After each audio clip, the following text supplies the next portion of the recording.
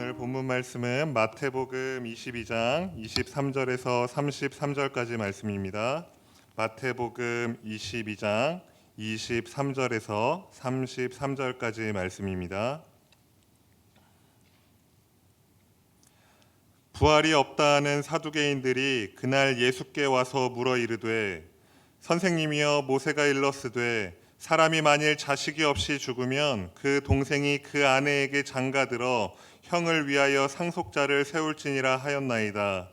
우리 중에 7형제가 있었는데 마지가 장가들었다가 죽어 상속자가 없으므로 그 아내를 그 동생에게 물려주고 그 둘째와 셋째로 7째까지 그렇게 하다가 최후에 그 여자도 죽었나이다. 그런즉 그들이 다 그를 취하였으니 부활 때의 7 중에 누구의 아내가 되리이까?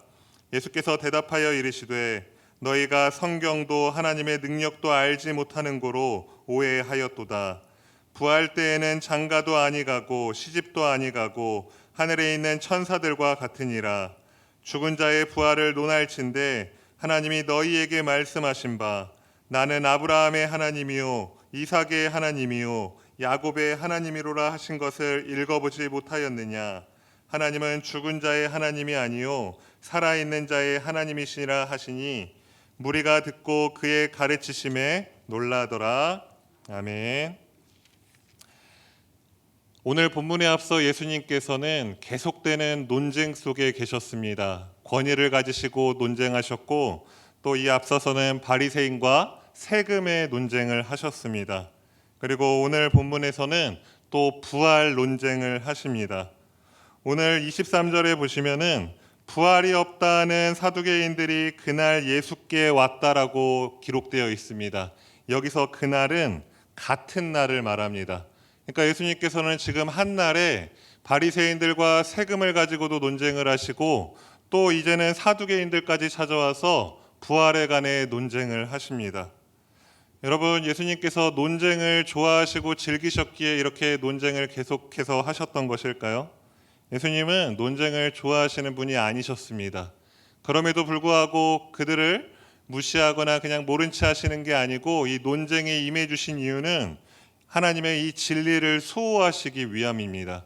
그들이 잘못된 진리를 사람들에게 전하고 더 이상 그것을 지켜볼 수 없어서 하나님의 바른 진리를 수호하시고 전하시기 위해서 그들과 논쟁을 허락해 주신 것입니다.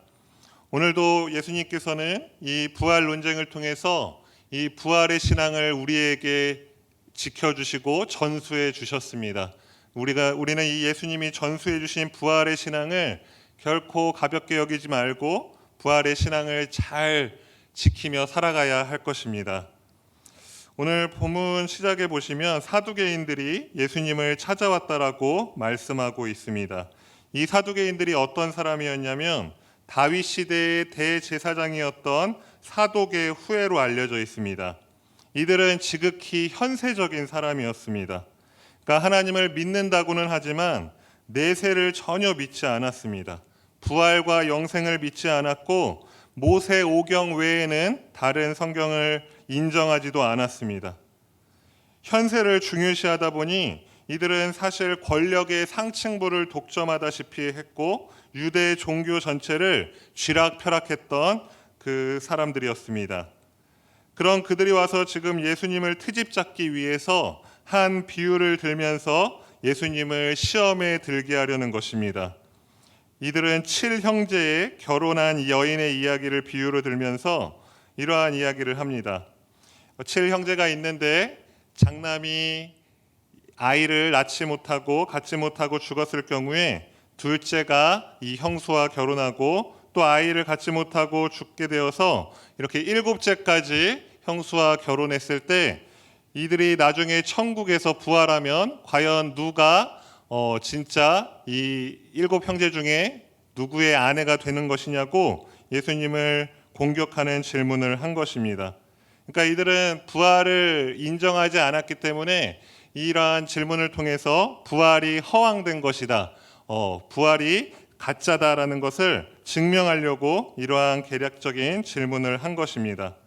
예수님께서는 이들의 계략을 다 아시고 이렇게 대답해 주십니다. 어떤 이 아내가 첫째의 아내거나 아니면 마지막 일곱째 형제의 아내가 아니라 이렇게 29절과 30절에 말씀해 주십니다. 예수께서 대답하여 이르시되 너희가 성경도 하나님의 능력도 알지 못하는 고로 오해하였도다. 부활 때에는 장가도 아니가고 시집도 아니가고 하늘에 있는 천사들과 같으니라 라고 대답해 주십니다. 이것은 예수님만이 해주실 수 있는 답변입니다. 너네가 성경도 모르고 하나님의 능력도 모르니 잘못 알고 있다라고 분명하게 이야기해 주십니다. 이 천국에서는 부활 후에는 천사와 같은 존재가 되기 때문에 시집도 가지 않고 장가도 가지 않기 때문에 너희의 질문 자체가 잘못된 것이라고 말씀해 주고 계신 것입니다. 그리고 이어서 31절과 32절에 또 이러한 말씀을 주십니다. 죽은 자의 부활을 논할진대 하나님이 너희에게 말씀하신 바 나는 아브라함의 하나님이요 이삭의 하나님이요 야곱의 하나님이로라 하신 것을 읽어보지 못하였느냐. 하나님은 죽은 자의 하나님이 아니요 살아있는 자의 하나님이시니라 이렇게 말씀하셨습니다. 여러분, 이 말씀은 출애굽기에 기록된 말씀입니다. 예수님께서는 이들이 모세 오경만을 가지고 부활은 없다 이렇게 허황된 주장을 하자 이 모세 오경의 말씀인 출애굽기 말씀을 근거로 하여서 그들의 생각과 그들의 논리가 잘못되었다는 것을 반박해 주십니다. 출애굽기 3장 6절과 7절 말씀해 보시면 또 이르시되 나는 내 조상의 하나님이니 아브라함의 하나님, 이삭의 하나님, 야곱의 하나님이니라. 모세가 하나님 배웁기를 두려워하여 얼굴을 가리매 여호와께서 이르시되 내가 애굽에 있는 내 백성의 고통을 분명히 보고 그들의 감독자로 말미암아 부르짖음을 듣고 그 근심을 알고 이렇게 출애굽기 말씀을 가지고 이들의 잘못된 질문에 대해서 지적을 해주십니다. 하나님께서는 과거의 우리의 고통뿐만 아니라 지금 현재의 고통도 모두 알고 계십니다. 그러니까 하나님께서는 지금 이 말씀을 과거형이 아니라 현재형으로 말씀하고 계시다는 겁니다. 그러니까 나는 아브라함의 하나님이었고 이삭의 하나님이었고 야곱의 하나님이었다라고 말씀하시는 것이 아니라 지금도 아브라함의 하나님이고 야곱의 하나님이고 이삭의 하나님이라고 현재형으로 말씀하십니다. 그러니까 믿음 안에서 죽은 사람들이 여전히 살아있기 때문에 그들의 하나님이시고 우리의 하나님이심을 말씀해 주십니다. 과거나 현재나 미래나 동일하신 하나님이심을 이 사두개인들에게 예수님께서 증거하고 계시는 것입니다. 이러한 하나님을 우리가 신뢰하지 않는다면 우리에게 무슨 소망이 있겠습니까? 그래서 바울은 고린도전서 15장 19절에 이러한 말씀을 해주었습니다. 만일 그리스도 안에서 우리가 바라는 것이 다만 이 세상의 삶뿐이면 모든 사람 가운데 우리가 더욱 불쌍한 자이더라 라고 이야기해주고 있습니다. 그러니까 한마디로 사두개인들이 왜 불쌍한 존재인지를 말씀해 주는 것입니다. 신앙을 가지고 있다고 하는 사람이 이 땅의 삶만 바라보면서 산다면 그만큼 불쌍한 사람이 없다는 것입니다. 앞으로 내세에 더 영광스러운 삶이 있는데 이 땅의 삶이 전부인 것처럼 살아가는 것이 참으로 어리석다는 것입니다. 그들은 부활을 믿지 않았기 때문에 이 땅의 삶에 목숨을 걸고 살았습니다. 그래서 그들은 이 땅에서 기득권층이 되어서 권세는 누렸지만 결코 그들에게는 미래에 대한 영원한 소망은 없었던 것입니다. 그들에게는 부활이 없었기 때문에 이 땅에서 잘 사는 것만이 중요했기 때문입니다.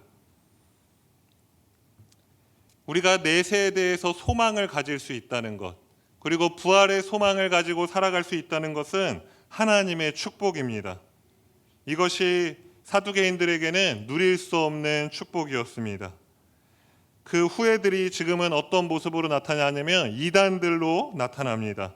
이 이단들은 이 땅에서 잘 살 것을, 잘 살아가는 것이 중요하다고 주장합니다. 그래서 이단들을 보면 많은 부를 소유하고 이 땅에서 어떻게든 그 부를 늘려가는 것에 초점을 맞추고 살아갑니다. 그래서 많은 종교인들이 이 땅에서 부유하게 성공하며 잘 사는 것이 축복의 증거라고 잘못된 인식을 갖고 살아가는 사람들이 참 많은 것을 볼 수 있습니다. 어쩌면 이런 사두개인들의 그 잘못된 맥이 주님이 다시 오실 때까지 끊기지 않을 것입니다.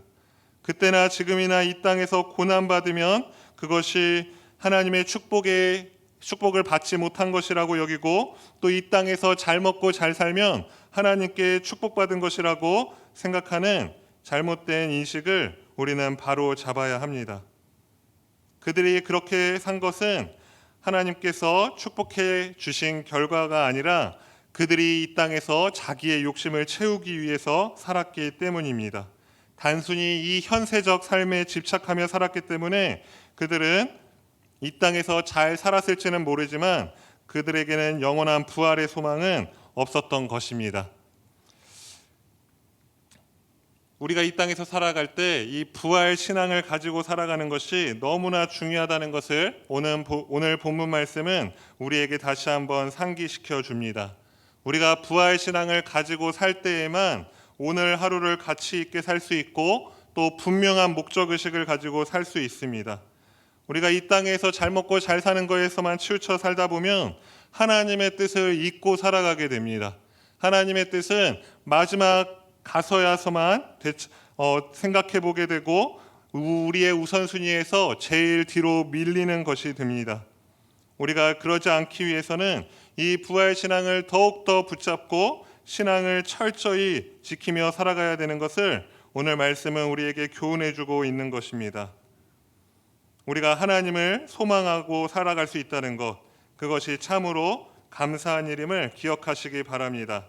우리가 사두개인들처럼 이 땅에서 사는 걸로 발버둥 치면서 그냥 이 땅에서 잘 사는 것만으로 만족하며 산다면 정말로 어리석고 불쌍한 사람이라는 것입니다. 우리가 죽음 너머를 사모하는 까닭은 우리가 삼은 이 모든 것들이 앞으로 우리에게 주어질 그 천국에서의 큰 축복으로 우리에게 예비되어 있기 때문입니다. 그래서 우리는 그 천국의 삶을 바라보면서 이 땅에서의 고난과 역경들을 잘 인내하며 부활 신앙을 가지고 살아가야 하는 것입니다. 부활 생명의 하나님께서 우리 하나님이라는 것을 기억하시기 바랍니다. 비록 이 세상에 살 때 여러 고난과 역경이 있겠지만 이 세상의 삶이 전부가 아니라는 것을 기억하시길 바랍니다. 우리가 부활 이후의 삶을 소중히 여기면서 살아간다면 오늘 하루도 하나님의 축복된 삶 가운데 살아가게 될 줄을 믿습니다. 제가 기도하고 마치도록 하겠습니다.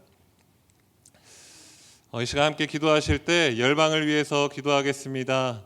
여전히 우크라이나 땅에 전쟁이 지속되고 있고 튀르키예와 시리아 가운데 많은 울부짖음의 소리가 있습니다. 하나님, 그 땅 가운데 회복의 역사가 일어나서 하나님 이 어려운 시기들을 그들이 잘 견디게 하여 주시고 부활의 소망을 가지고 잘 이겨낼 수 있게 해달라고 기도해 주시고요. 우리 나라를 위해서도 함께 기도하겠습니다. 이 땅의 위정자들이 이 땅만의 삶을 바라보면서 이 땅에서 호의호식하는 것이 아니라 하나님을 두려워함으로 경외하게 하시고 거짓의 말이 아닌 지혜의 말을 하게 하시고 차별금지법과 같은 악법을 제정하는 실수를 범치 않게 해달라고 기도해 주시고요. 마지막으로 우리 영광교회를 위해서 함께 기도하겠습니다. 우리 영광교회가 주님의 사랑을 힘입어 하나님을 경외하는 교회 되게 해달라고, 그래서 주님이 오시는 마지막 날까지 그 부활의 소망을 가지고 성령의 충만함으로 이 땅에 선한 영향력을 끼치는 주님의 귀한 교회 되게 해달라고 함께 기도하시고 개인 기도하신 후에 돌아가시면 되겠습니다. 기도하시겠습니다. 살아계신 아버지 하나님, 오늘도 말씀 통해서 우리에게 주신 그 부활의 소망을 깨닫게 하심에 감사합니다. 하나님, 우리가 이 땅에 살아갈 때 이 땅의 삶이 전부인 것처럼 살아가지 않게 하여 주시옵소서. 이 땅에서 하루하루 살아가는 일에 치여서 이 땅의 삶이 마치 전부인 것처럼 여기지 않게 하여 주시옵소서. 하나님이 우리에게 이 이후에 있을 부활의 소망을 주셨사온데 하나님 내세의 축복된 삶을 허락해 주셨사온데 하나님 우리가 그 삶을 바라보지 못하고 기대하지 않고 이 땅에서 사느라 급급하게 살아갔음을 이 시간 회개합니다. 하나님, 우리의 어리석은 어둠과 무지함을 용서하여 주시고